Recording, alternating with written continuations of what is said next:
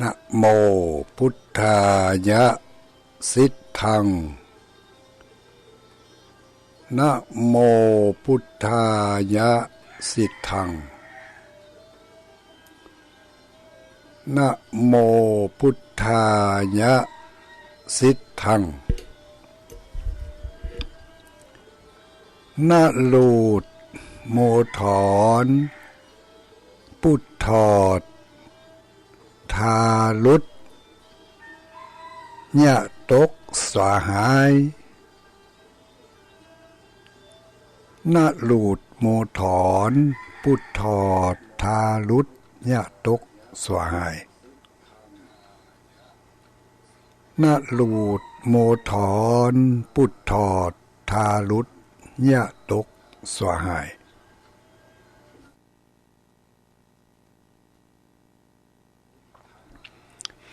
ขอความนอบน้อมแด่องค์สมเด็จพระสัมมาสัมพุทธเจ้าขอน้อมอภิวาทแด่พระสัทธรรมเจ้าขอน้อมนมัสการพระอริยสงฆ์เจ้าขอถวายความเคารพท่านพระคุณเจ้าท่านเจ้าคณะพระสังฆาธิการท่านครูบาอาจารย์พระสงฆ์องค์สังฆเจ้าทุกรูปทุกตนทุกองค์เจริญสุขเจริญพรสวัสดีอรุณสวัสดิ์มายังญาติโยมพุทธบริษัททุกหมู่ทุกเหล่าทุกผู้ทุกคน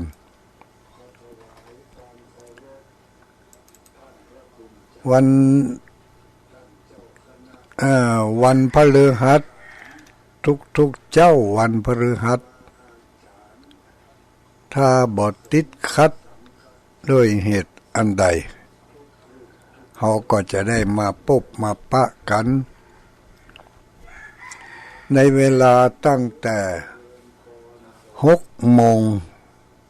เป็นต้นไปถึงเวลา7 โมง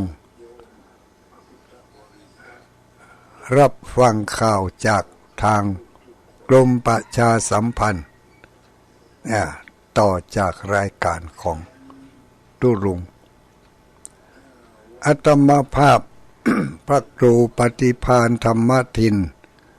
หรือว่าตุลุงดอยรับผิดชอบบริหารเวลา ตั้งแต่6 โมงเป็นต้นไปของทุกๆวันจันทร์บางเตือก็อาจจะมีภารกิจติดขัดด้วยกิจนิมนต์พ่องด้วยกิจอย่างอื่นอย่างไก่พ่องก็อาจจะบ่ได้มาในเจ้าวันนั้นแต่จะพยายามลดภาระตั้งนอกให้มันเหลือภาระตั้งในให้มันมากที่สุดเท่าที่จะมากได้เนาะทั้งนี้และทั้งนั้นเป็นประโยชน์ทั้งสองฝ่ายประโยชน์ฝ่ายหนึ่งก็คือประโยชน์สำหรับส่วนตัวภารกิจตั้งนอกตั้งป่างประโยชน์อีกอันหนึ่งก็คือประโยชน์ของคนหมู่มากคนหมู่มากนี่ก็คือหมู่เฮาตั้งหลายศรัทธาญาติโยมที่รับฟังอยู่ทางสถานีวิทยุท้องถิ่นก็มีอยู่หลายอำเภอพอสมควรเหมือนกัน โดยเฉพาะอย่างยิ่งก็ทางสายใต้เนาะพี่น้องญาติโยมที่รับ สถานีวิทยุท้องถิ่นได้สายเหนือเวียงปะเป้าที่รับฟังอยู่ในเวลานี้จากเวียงปะเป้าเรดิโอ90 เมกะเฮิรตซ์ทีมงานของคุณโยมดารุณีได้ให้ความเมตตารับสัญญาณจากสถานีวิทยุคลื่นสีขาวเพื่อชาวประชามาประชาสัมพันธ์เปิดโอกาสให้หมู่เฮาตั้งหลายได้มีโอกาสได้เอาน้ำพระธรรมมาล้างใจพร้อมๆกันกับเอาน้ำใสๆมาล้างหน้าของทุกๆเจ้าเมื่อเจ้าใจน้ำพระธรรมล้างใจใจน้ำใสล้างหน้าของทุกวัน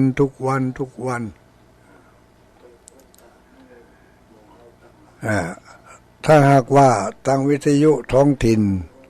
รับบ่ได้ก็ถ้ามีโทรศัพท์ก็ฟังได้ ทางโทรศัพท์ฟังทางไลน์ก็ได้เนอะทางไลน์ก็ได้ทางเฟซก็ได้บังเอิญว่า ถ้าเกิดว่า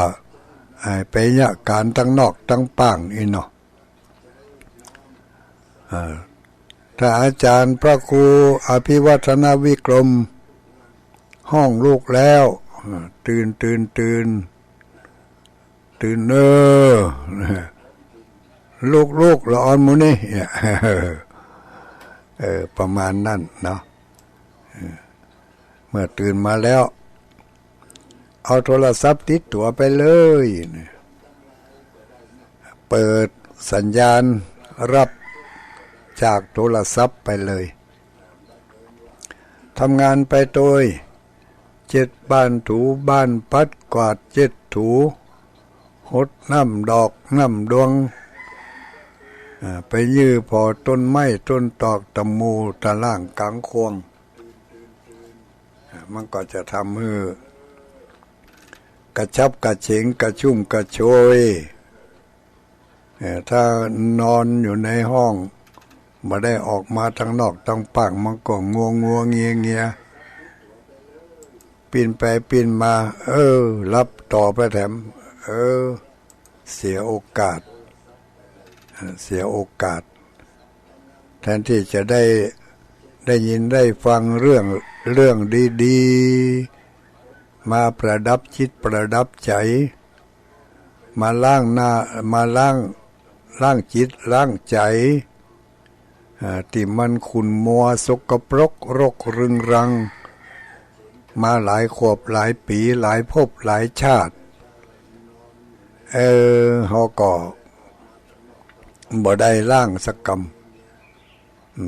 เอาขันน้ำไปละไว้หั่นก็บ่ได้เปิดก๊อกบ่ได้เอาขันน้ำมาล้างมือล้างหน้าล้างใจล้างเนื้อล้างตัวก็เหมือนกับบ่ได้เอาน้ำธรรมมาล้างจิตล้างใจ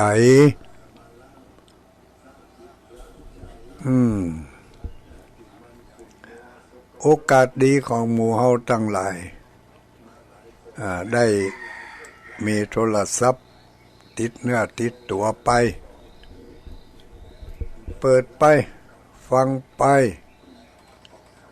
บางคำอู้บางประโยคอาจจะสะกิดสะเกาความรู้สึกเพิ่มเติมสิ่งที่ขาดตกบกพร่องไปทำความเข้าใจให้ดีขึ้นมากกว่าที่เราเข้าใจแล้วที่ผ่านมากลับความคิดเห็นให้ถูกต้องหลังจากที่เรามีความคิดเห็นที่ผิดพลาดมาโดยตลอด แล้วได้ความคิดความรู้สึกใหม่ๆจากการได้ยินได้ฟังตอนเจ้าฟังแล้วมันจำได้ดีเพราะว่าตอนเจ้านี่สมองมันยังไม่ได้ไปบันทึกส่วนอื่นเตื่อมันกำลังจะบันทึกเปิดไฟล์บันทึกเรื่องใหม่ๆเอาความทรงเอาความที่เราต้องการจะให้มันจือมันจำเอาเข้ามาใหม่ในตอนนี้ก็สิ่งละอันพันละน้อยมอบแบ่งปันกันไปตามโอกาสและเวลาบางทีก็เรื่องนั้นมันอาจจะยาวเนาะมันอาจจะยาวแต่ถ้ามันบาดจบในครั้งเดียวก็ฟังครั้งต่อไปก็พยายามที่จะให้หมู่เฮาทั้งหลายได้มีความเข้าอกเข้าใจที่ได้ยินได้ฟังมาที่ได้ห้ำได้เฮียนได้จื่อได้จำจากครูบาอาจารย์มาก็เอามามาบอกให้แก่กันและกันเป็นการแบ่งปัน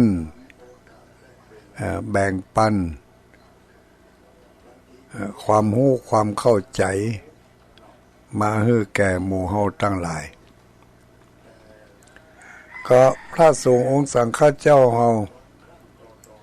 สิ่งอื่นสิ่งไกลที่จะนำมาเสนอบอกกล่าวมันก็บ่ค่อยจะ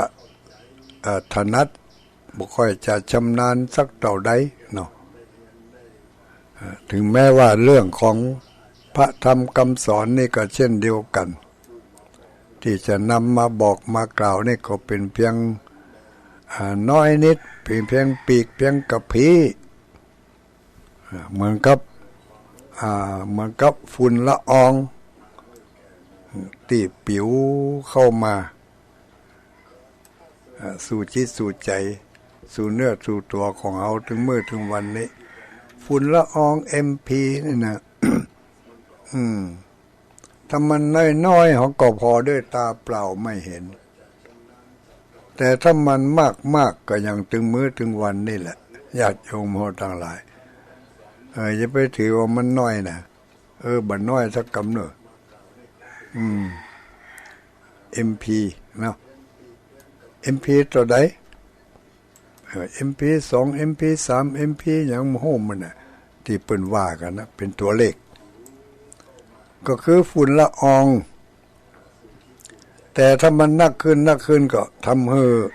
บรรยากาศมืดฟ้าโมดินได้เหมือนกันอันนี้เช่นเดียวกันความชั่วร้ายความคิดในทางที่ไม่ดีก็เหมือนกับฝุ่นละอองนี่แหละเมื่อมันคิดน้อยๆก็บ่เป็นหยังแต่ถ้ามันคิดจำเจอยู่หั่นนึกอยู่หั่นกืดอยู่หั่นหลายนาทีหลายชั่วโมงมันก็อัดอั้นตันใจขยายผลออกไปจากความคิดเล็กๆน้อยๆนะมากระทบความรู้สึกมากระทบหูก็ตามกระทบตากระทบหูดังกระทบผิวพรรณมากระทบอย่างกระทบใจ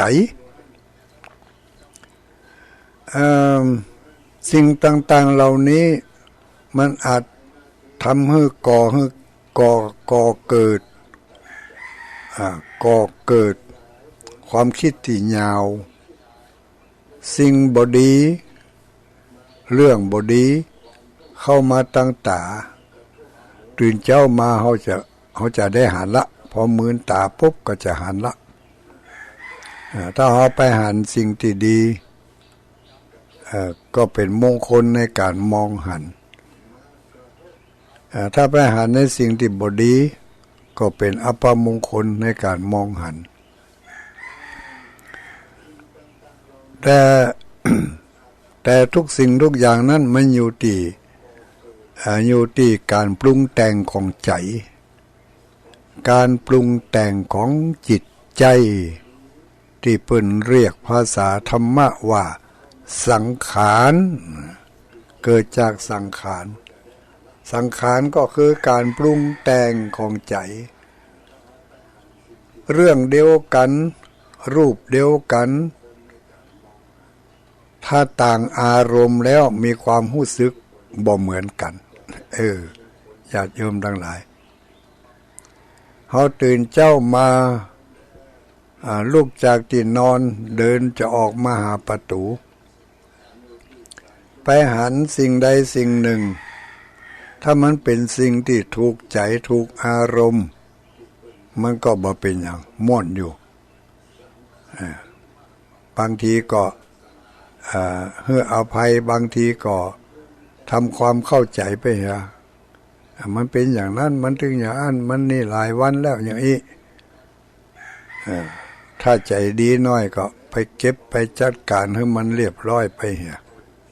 ก็มันเป็นอย่างแต่ถ้าตรงกันข้ามถ้าเกิดอารมณ์ไม่ดีลุกขึ้นมางวงเงียจะตื่นมาด้วยอารมณ์อันบ่สดชื่นเนาะตื่นมาด้วยอารมณ์อันบ่ดีไปหันของเดียวกันนั่นแหละสิ่งเดียวกันนั่นแหละอันเดียวกันนั่นแหละเกิดความบ่พอใจเกิดอารมณ์บูดอารมณ์เสียทั้งที่ของเดียวกันถ้าเกิดตั้งหูเรื่องเดียวกันเรื่องเดียวกันถ้าใจดีเปิดวิทยุป๊บฟังเสียงได้ยินอาจารย์บรรยงห้องลูกตื่นเนี่ยก็ฟังไปก็เป็นเรื่องที่น่าตลกกึดถึงอดีตสมัยเมื่อเป็นละอ่อนคุณพ่อคุณแม่เปิ่นก็ห้องอย่างนี้ก็เป็นเรื่องที่ม่วนอกม่วนใจดีนึกถึงอดีตแต่ตรงกันข้ามถ้าเกิดว่าอารมณ์ไม่ดีอารมณ์บุญอารมณ์เสียจะด้วยเหตุสาเหตุใดก็แล้วแต่พอได้ยินเสียงของเปิดวิทยุได้ยินเสียงลูกตื่นเกิดความรำคาญขึ้นมาแล้วกำนันเกิดมาจากอารมณ์ที่มันไม่ดีรำคาญนี่ก็มันอยู่ที่ใจอยู่ที่การปรุงแต่งของจิตของใจอันนี้จำเป็นอย่างยิ่งที่เราจะต้องมีน้ำพระธรรมมาล้างจิตล้างใจน้ำธรรมก็คือการพยายามจิตที่จะขจัดสิ่งสกปรกออกจากจิตใจจะเป็นความโลภโลภะหรือความรักใคร่จัดอยู่ในประเภทของความโลภความอยากโลภอยากได้อยากมีอยากดีอยากเด่นอยากเป็นอยากสปะอยากทั้งหลายแลนี่จัดเป็นเข้าประเภทของความโลภความโลภโมโทสันเนาะ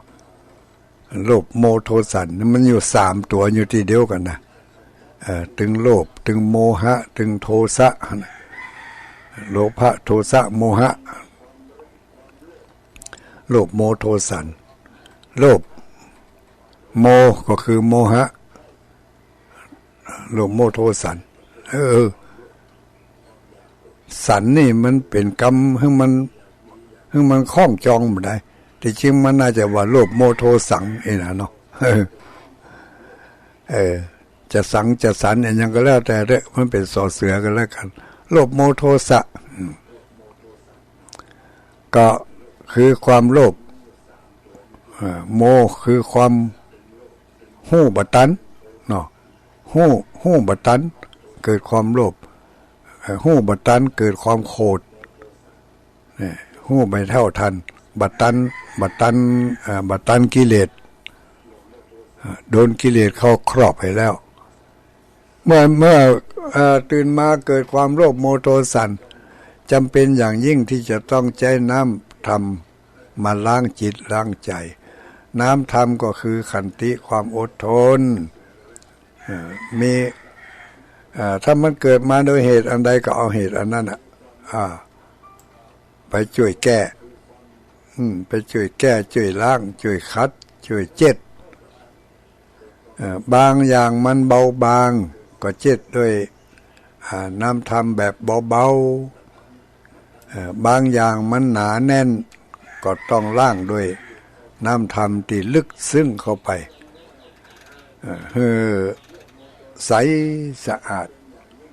แต่บางอย่างก็ล้างง่ายบางอย่างก็ล้างยากเช่นเดียวกันเหมือนกับถ้วยจานหวานช้อนของเราบางอย่างถ้าแค่จานที่เราเอาไปใส่ข้าวเนาะเอาไปใส่ข้าวแล้วก็เมื่อข้าวมันเสียงแล้วเอาจานไปล้างอันนี้จะแจ้งน้ำบาดาลล้างก็ได้เอามือถูมันก็ออกก็หมดไปล้างน้ำข้างเดียวก็หมดไปได้แต่ถ้าเกิดว่าถ้วยใบนั้นจานใบนั้นมันแปดเปื้อนไปด้วยสิ่งที่มันเป็นคราบไขมันพอแล้วเป็นมันหยั่งไว้เองนะเหลืองเอเตี้ยก็ดีขาวมังอักก็ดีเนี่ยอันนี้ถ้าเอาน้ำบาดาลไปล้างเอามือเปล่าไปถูถึงแม้ว่าคราบเหลืองมนมันจะหายไปแต่คราบมันที่ยังติดอยู่นั่นมันยังบ่หายมันบ่หายนี่แสดงว่าอันนี้ต้องแจ้ตัวช่วยละต้องแจ้ตัวช่วยอันดับที่สองละการน้ำบาดาลมันล้างบ่ออกเอาอย่างเอานี่ก็เอาสกอตใบกันเนาะสกอตใบเจ็ดถู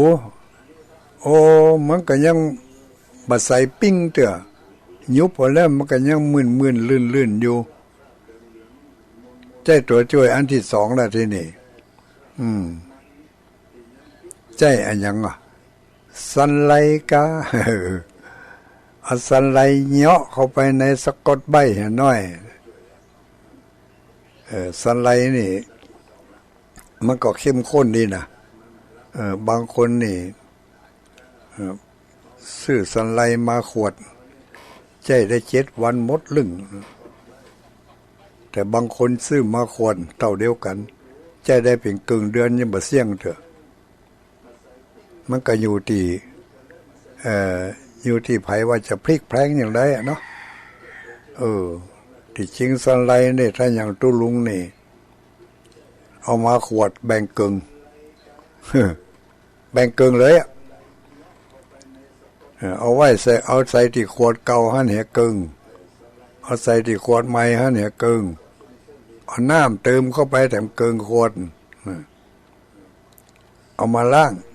มันก็ใสสะอาดอยู่รู้ประหยัดไปแถมกึ่งขวดประหยัดไปแถมจัดหนักบางคนก็จำเป็นจะต้องเอาข้นเหนียวนั่นน่ะล้างมันสะอาดดีมันก็สะอาดปอกันแต่ประหยัดต่างกัน7 วันซื้อเตือหนึ่งและแหมอย่างหนึ่งแหมวิธีหนึ่ง15 วันซื้อเตือหนึ่งอันนี้สมมตินะสมมติอันใดมันจะยืดกว่ากันน้ำเติมเข้าไปแล้วก็ถ้าเขย่ากำนั่นมันเป็นฟองเนอะต้องเอาน้ำเติมเข้าไปแล้วก็ต้องก่อยนอนลง นอนลงแล้วก็ก้อยปีนขึ้นมาก้อยกะลิกกะลิกหมุนไปทางหน้าหมุนมาทางหลังจะไปเขย่ามันมันก็ใช้ได้นะใช้ได้ประหยัดลูกเฮาก็นี่ขนาดเฮาอยู่วัดนะของได้นักขนาดนักของเบอร์ตำบลในห้องนี่แต่ก็ยังได้ก็ต้องห้องกับประหยัดประหยัดถึงห้องบ่ได้ซื้อแต่ก็ประหยัดอย่างใดบางทีมันมีนักมีหลายลูกมันเนาะเขาใจขวดเขาใจได้2 เตือ3 เตือขวด2 เตือวะ ขวดหนึ่งเขาแบ่งได้2-3 ขวดกันเนี่ยแล้วที่มันเหลือเบ้อเนาะก็แจกกะมีละเอ็กละออนมีไผเข้ามาวัดมาวามมาโอ้เพียวหันเพียวนี้กวาดหันกวาดนี้ก็มีหยังเอาสไลด์ไปของที่ระลึกที่ไม่ที่มือออกไปมันเหลือของใจนี่มันมีประโยชน์นะมันก็ใจได้มันอยู่กับเฮานักก็แบ่งปันกันออกไปเฮาแบ่งปันออกไปเฮาเอาของนั้นออกจากตัวเฮาไปแต่เฮาได้สิ่งที่ตอบแทนมาก็คือความกึดตึงก็มันไปล้างถ้วยมาได้ก็กึดตึงอันนี้ก็ตู้ลุงแล้วก็เอาหื้ออันนี้ก็ตู้ลุงนะนี่เอาหื้อโอ้ใจได้จัดเหมือนหอไปพอสำได้วิธีที่ตู้ลุงบอกแถมขวดหนึ่งแบ่งเกิงเลยแบ่งเกิงเอาไปใส่ขวดเก่าให้เกิงใส่ขวดใหม่ให้เกิงน้ำเติมเข้าไปก็ใจได้อยู่ใจได้จุดประสงค์ของมันอยู่ที่การทำความสะอาดเนี่ยใจได้มันจะสะอาดได้เขาก็พลิกแพลงเอาบ่ใช่ว่าจุดประสงค์บ่ใช่ว่าใจให้มันเสี่ยงไปเป็นวันมันนี่ก็อยู่ที่การพลิกแพลงของไผของมันเนาะเช่นเดียวกันอารมณ์ที่เกิดขึ้นในจิตในใจเกิดมาจากสังขารการปรุงแต่งถ้าปุญญาภิสังขารปรุงแต่งใจมันก็ทำให้ใจ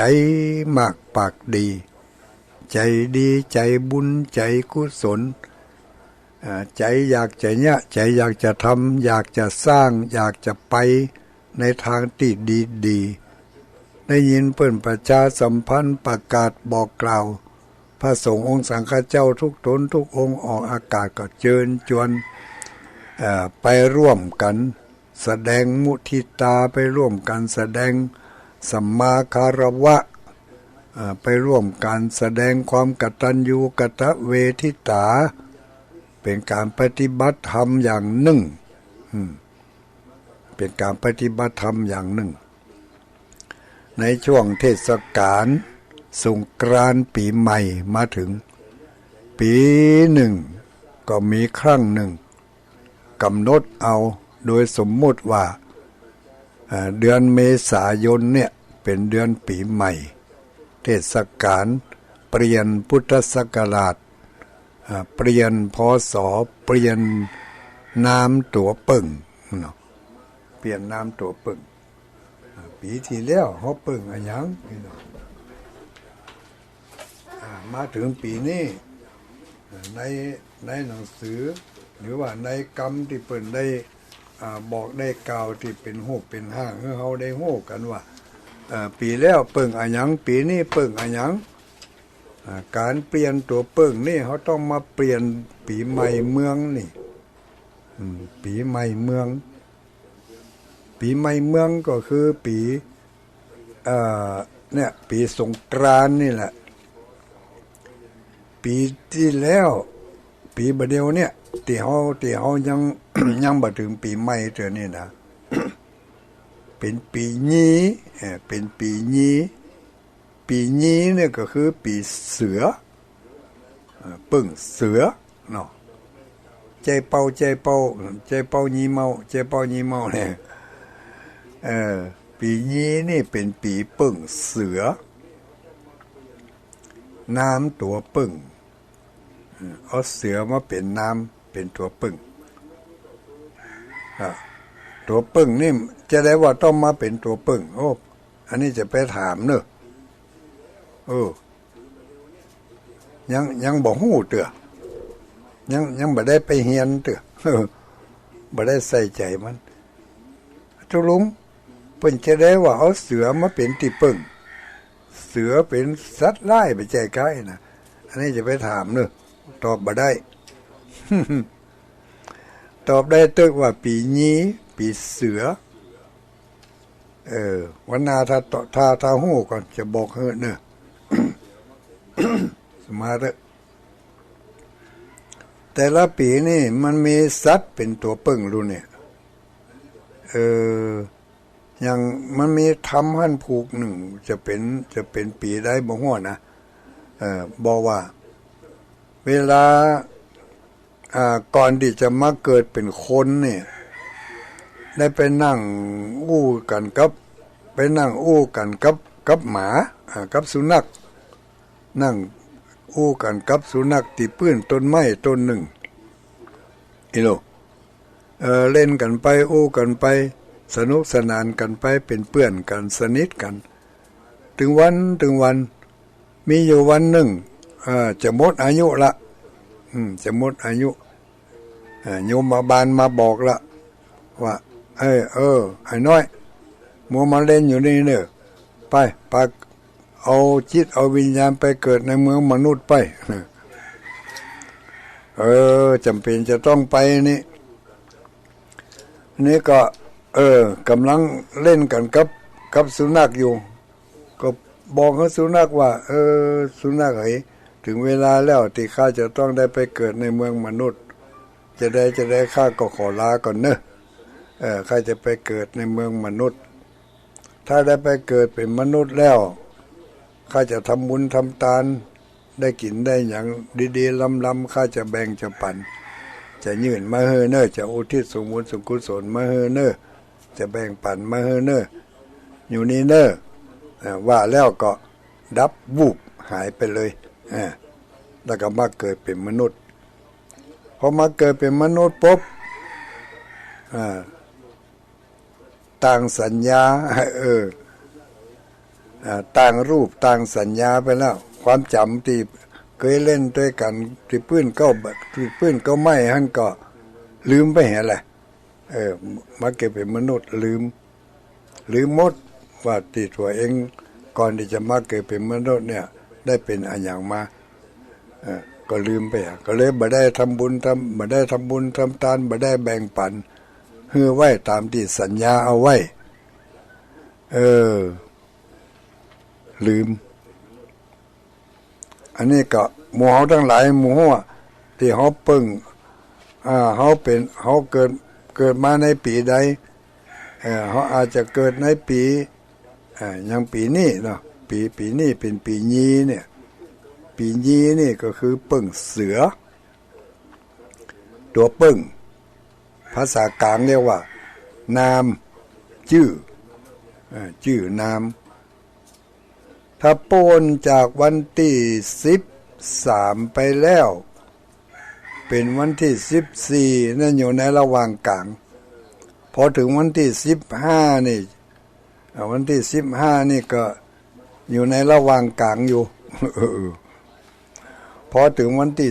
16อันนี้เป็นเรียกว่าวันปากปีวันปากปีก็คือวันเริ่มต้นของปีนั่นอันนี้ละปีกระต่ายจะเริ่มต้นตั้งแต่วันที่16เป็นต้นไปนะวันที่16ที่จริงเป็นอันอย่างในหนังสือพิมพ์ใหม่ก็จะเริ่มตั้งแต่วันที่14นั่นละเพราะวันที่13นั่นสังขารล่องเนาะสังขารล่องก็คือปีเก่าสิ้นสุดวันที่13ล่องไปแล้ววันที่13ถึงวันที่14ก็เป็นวันปีใหม่กะแต่ว่าพิธีกรรม ต่างๆนั่นยังบัดสิ้นสุดแต่กำลังจะเริ่มไปเริ่มต้นเอาวันปากปีก็คือเริ่มต้นของปีในวันที่16เพราะฉะนั้นก็กึศใจเอาวันที่16ก็คือวันเริ่มต้นของปีเมานี่น้ำกระต่ายหรือว่าปึ่งกระต่ายในปฏิทินมาเดี๋ยวนี้มันมั่วไปหมดอะญาติโยมปฏิทินสากลนี่ยิ่งมั่วใหญ่เลยพอเริ่มต้นวันที่1 มกรามันก็เริ่มต้นปีกระต่ายละแต่ปฏิทินพื้นเมืองเฮานี่ปฏิทินล้านนานี่พศนั้นเป็นสากลอย่างบางคนบางคนเกิดปีเมาอายุเท่าใดสมมติว่าเกิดปีเมาอายุ15นะบางคนก็เกิดปีเมาเหมือนกันอายุ14หมายความว่าจะได้บางคนเกิดปีเมาเหมือนกันอายุ14บางคนปีเมาอายุ15อย่างเนี้ยถ้าเกิดปีเมาเดือนอย่างเดือนธันวาเนาะปีเมาเดือนธันวาก็14แต่ถ้าปีเมาเดือนกุมภาพันธ์ก็15เนี่ยเพราะมันพศมาเป็นตัวตัดมาเป็นกึ่งกลางนั่นแหละเนาะปีเมาแต่ว่าต่างนักษัตริย์เกิดพศหยังพศ2500อายุต่อ25แล้วเนี่ยพศหยัง2500อายุต่อ26ยังมาเท่ากันนี่พศเดียวกันแต่คนละนักกษัตริย์นี่ยังเกิดปีนี้เกิดพศ2500เดี๋ยวนี้อย่าง2566เนาะเกิด2566สมมติว่าอายุเท่าใดสมมติว่าอายุ30 566อายุ30พอแถมคนหนึ่ง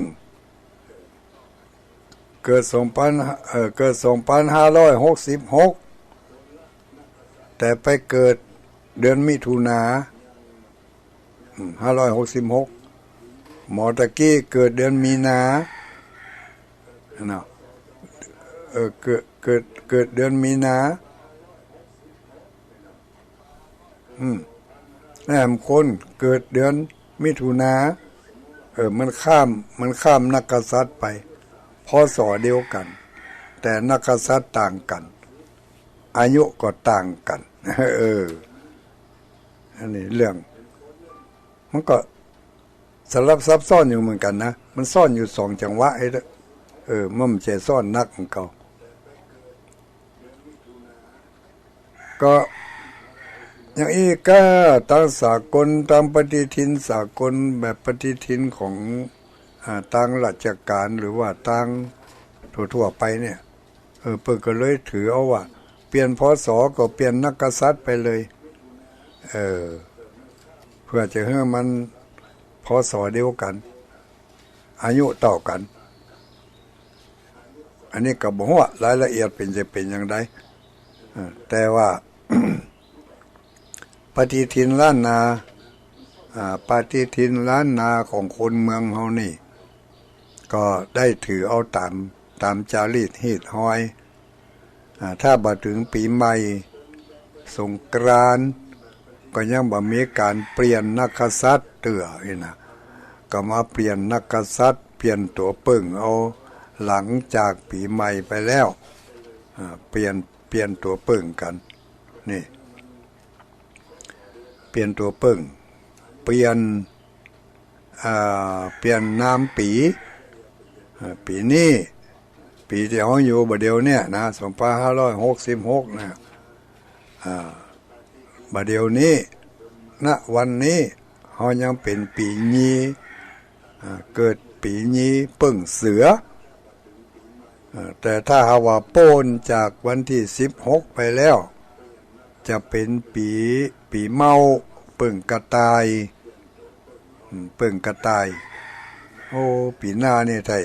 ไปเกิดปีหน้านี่ไทยจะน่าฮักน่าเอ็นดูอย่างกับแมงกระต่ายอะไรนี่เนาะแมงกระต่ายกระชับกระเฉงรวดเร็วว่องไวขี้ตกใจนี่เนาะกระต่ายน่าฮักนะหูยาวๆตาใหญ่ๆเนี่ย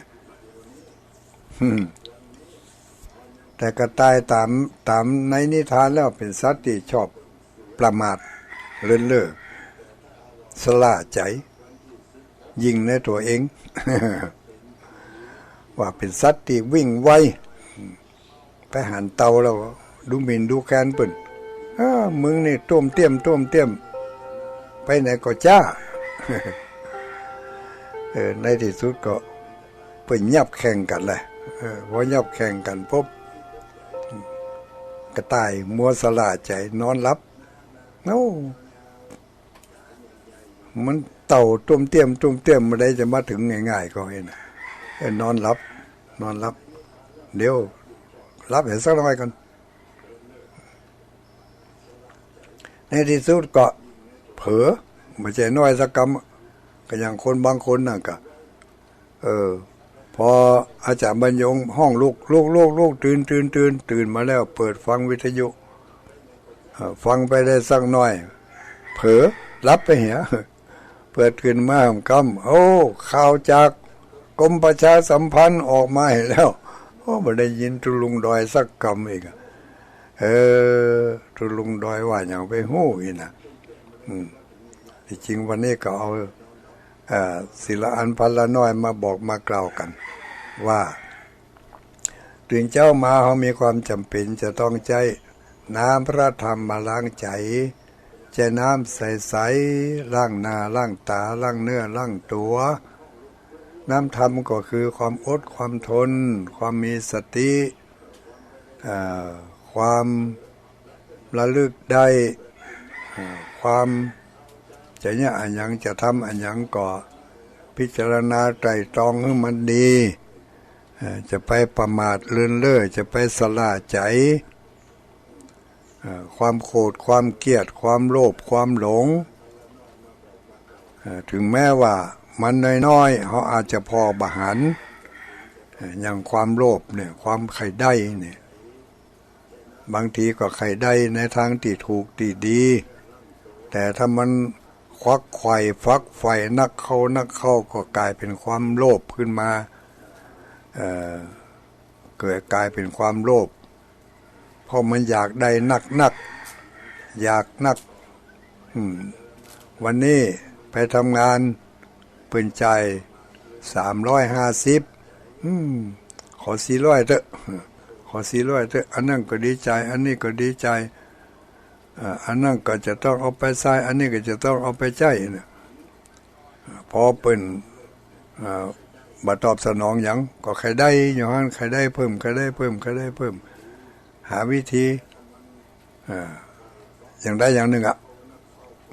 ก็ด้วยความอยากจะได้เพิ่มขึ้นมาเมื่อมาคุกรุ่นนักขึ้นความโลภเหล่านั้นเมื่อใหม่ๆก็มองบหันแต่พอมันนักขึ้นมันก็พอหันเหมือนกับฝุ่นละอองที่มันกระจัดกระจายอยู่ในเวลานี้พออากาศเมื่อเจ้านี่ก็พออย่างกับยามเดือนยี่เดือนเกี่ยงเนาะพอไปทางใดก็หมอกกุ้มไว้ที่จริงหมอกควันเวลานี้ไม่ใช่หมอกเหมือนกับหมอกเดือนยี่เดือนเกี่ยงเดือนยี่เดือนเกี่ยงที่ผ่านมาไม่ใช่ว่าสมัยนี้นะสมัยที่ผ่านมาในอดีตพุ่นเมินพุ่นเป็นอากาศที่สดชื่นโอ้เดือนยี่เดือนเกี่ยงหมอกเหมยกุ้มไปกว่าจะหันตะวันนี่ก็พุ่น9 โมง 10 โมงแต่มาระยะนี้ หันตะวันจ้าเหมือนกันแต่ว่าเป็นหมอกควันไม่ใช่หมอกเหมย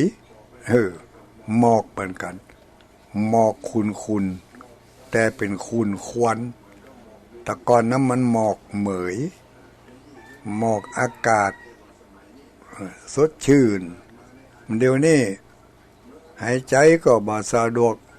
มือนตาพออันยังก็เครื่อง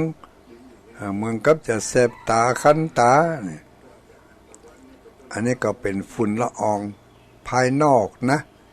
แต่ฝุ่นละอองภายในก็คือโลภะโทสะโมหะนี่เมื่อมันน้อยๆนี่ก็บ่เป็นหยังพอบาหารเบอโทษแต่ถ้ามันสะสมนักขึ้นเขาบ่ได้เอาน้ำธรรมมาล้างมันบ่ได้ล้างโดยน้ำธรรมความอดความทนความอดกลั้นความพิจารณาไตร่ตรองบ่ได้ใส่ใจเอาไว้บ่ได้ยินได้ฟังจากพระสงฆ์องค์สังฆเจ้าจากครูบาอาจารย์บ่ได้ยินได้ฟังบ่ยอมรับการตักเตือนจากผู้ฮู้จากผู้หวังดีคุณพ่อคุณแม่คุณปู่คุณย่าเพิ่นหวังดีเพิ่นตักเตือนพระสงฆ์องค์สังฆเจ้าครูบาอาจารย์ตักเตือนบ่นำมาใส่ใจบ่นำมาใส่ใจบ่นำมาสะล้างความสกปรกความอึดอัดความขุ่นข้องหมองใจบ่ได้ฝึกหัดให้มีความเมตตาบ่ได้ฝึกหัดให้มีการให้อภัยก็ต้องก็ว่าเฮาบ่ได้คัดบ่ได้ล้างจิตล้างใจก็เป็นอยู่อย่างนั้นมักหมมสะสมอยู่ตลอดวันคืนก็เกิดแต่เรื่องใครได้ใครมั่งใครมีบ่ได้กึดถึงเรื่องที่จะลดละสิ่งที่ชั่วร้ายทั้งหลายที่มันฝังแน่นอยู่ในจิตในใจของเราก็เหมือนกับว่าบ่ได้ล้างจิตล้างใจบ่ได้ล้างสิ่งสกปรกแล้วก็มาบ่นโอ้ทุกข์เหงาเกิดมาจากนี่ยังไม่ก็ทุกข์กับทุกข์บ่มีจังหวะบ่หาจังหวะบ่หาโอกาสยอมรับความสุขบ่เปิดความสุขให้เข้ามาหาตัวก็บ่นกับความทุกข์มันก็มีกับทุกข์มันก็เพราะห้ามมันน่ะเนาะอย่ามาทุกข์เหงา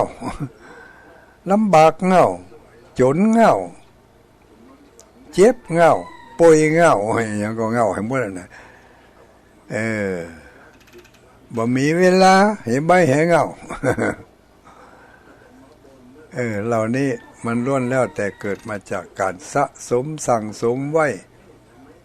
บ่ได้ปลดบ่ได้ปล่อยบ่ได้วางบ่ได้ปลงลงให้พ่องอย่างกับที่อาจารย์บรรยงว่าไว้ตะคืนกับแต่เจ้าว่าไว้แต่ว่าไม่เจ้าก็ไม่เจ้าวันนี้เรื่องปลงเรื่องปล่อยเรื่องวางมันมีกรรมวิธีของมันอยู่ลูกเคล็ดลับเล็กๆน้อยๆของภายของมันไม่ใช่เหมือนกันวิธีการนั่นแตกต่างกันแต่ว่าผลลัพธ์นั่นอย่างเดียวกันคือเมื่อปลงเมื่อวางมันก็เบาเมื่อเบามันก็สบายผลลัพธ์มันก็คือสบายอกสบายใจวางนี่นะไปถึงบักกึดอย่างนั้นลูกอันที่ว่าบักกึดอย่างนั้นไม่ใช่ว่าบักกึดเหมือนกับไม่คิดอะไรแต่บักกึดอย่างนั้นหมายถึงไม่กึดในทางที่มันจะทำให้ใจบ่สบายอันนี้เป็นเรียกว่าเอาน้ำธรรมมาล้างใจหลีกเลี่ยงที่จะกึดแล้วทำให้ใจบ่สบายล้างเอามันออกไปล้างความชั่วร้ายทั้งหลายออกไปโดยน้ำแห่งพระสัทธรรมนี่ก็ขออนุโมทนาหมู่เฮาทั้งหลายก้อยฝึกกันไปมันติดแน่นมาเหมือนแล้วเหมือนกับขี้เปอะป้อห่างหมูอย่างว่าไว้วันนั้นเนาะสมัยนี้เลยหมูฮู้จักขี้เปอะป้อห่างหมู มันบะมีหมูเล่นขี้เปื้อหือหันบะมีมันบ่เหมือนกับปูนติดดาม ไม่ซ้ำปูนนั่นนะพอมันติดจนปุ่มพวกโคกเลยถ้าจะว่าไปก็เหมือนกับปูนติดน้ำคู่อีกกันเนาะอันนี้ยังแค่น้อยจะเข้าใจอยู่ขี้เปื้อป้อหางหมูนี่หมูเจ้าก็ มันติดแน่นติดหนาติดแน่นติดหนาติดแล้วติดแถมเหมือนกับปูนติดน้ำคู่หมู่ช่างทำงานทั้งหลายเนี่ยปูนติดน้ำคู่นี่บางทีมันติดด้ามติดงวงน้ำคู่น่ะมันก็ติดอยู่ฮะนะผมโปกโคกวันหนึ่งติดน้อยวันหนึ่งติดน้อยเอาเข้าปุ่มโปกโคกเต่าละกุยนี่ก็ตึงเบาออกหอกไว้เขายังมาอดได้อดดีเนาะก็ไปล่างก็ตอกเอาน้ำคู่โกแกขี้ปูนก็ติดฮะนะติดอยู่ก้นฮะบ่เคาะเมื่อใหม่ๆนี่บ่เคาะเนี่ยเหมือนเข้าวันนั่นติดน้อยวันนี้ติดน้อยเหมือนเข้า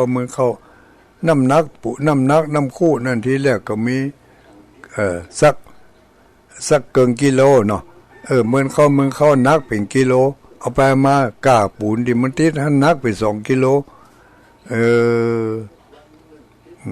มันติดแต่น้อยปูนซีเมนต์ติดน้ำคู่ติดถังติดบางทีก็ติดขบกติดเตียงติดอย่างมันเอาไปยากกำได้กับตีกำนั่นน่ะกับที่เขาไปยากการยากกับปูนนี่นะก็ไปยืมเก้าอี้ไปห้องนะยืมโต๊ะไปห้องนะจะไปยืมแต่ถ้ายืมแล้วมันต้องเอาไปติดอ่ะไม่ก็จ้างยังก็จ้างเด้อถ้าเอาไปยากกับปูนมันต้องติดปูนแล้วก็ล่างมาแจออกแฮะเช่นเดียวกันสนิมเกิดจากเหล็กปูนเกิดจากปูนเกิดจากการผสมปูนกิเลสเกิดจากใจเกิดในใจเนี่ยมันไม่ได้ไปเกิดจากที่อื่นสิ่งอื่นเป็นสิ่งที่มันมาล่อเป็นปัจจัยเป็นเหตุ แต่ว่ามันจะต่อยอดขยายผลมันอยู่ที่การปรุงแต่งของใจไปหันเปิ่นได้เงินได้ทองไปหันเปิ่นถูกหวยถูกเลขก็อยากให้ได้อยากเหมือน นั่นแหละสังขารปรุงแต่งใจละ